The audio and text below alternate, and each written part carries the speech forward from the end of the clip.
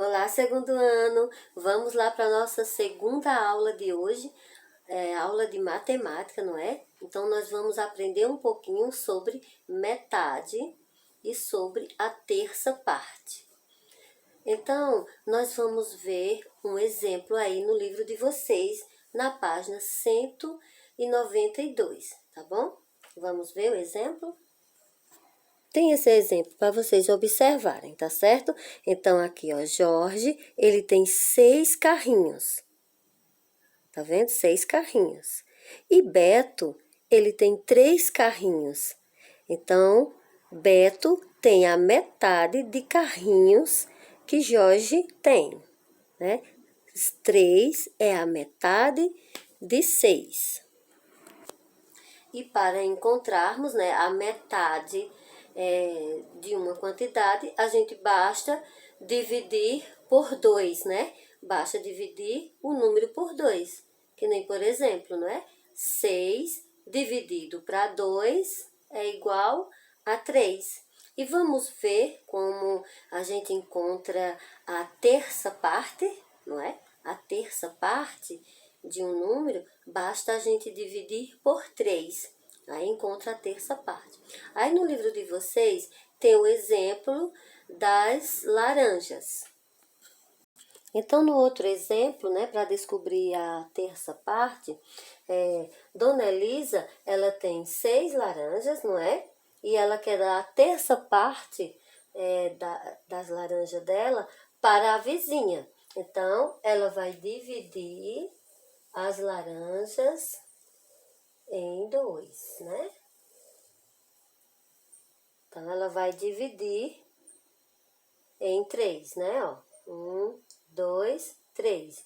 3 grupos de 2. Então, logo, nós temos 6 dividido para 3 é igual a 2, não é? Então, a vizinha dela irá ficar com 2 laranjas, não é?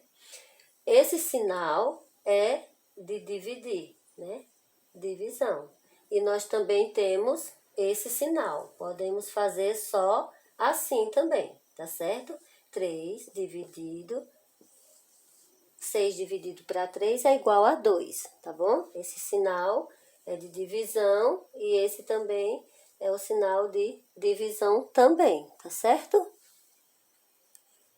Então, deu para entender? Aí, pessoal, para encontrarmos a metade de um número, basta dividirmos por 2.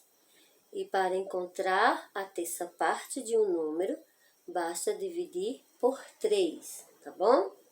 Então, se nós queremos dividir, nós queremos a metade de 10, nós vamos dividir 10 por 2, né? 10 dividido por 2, 5.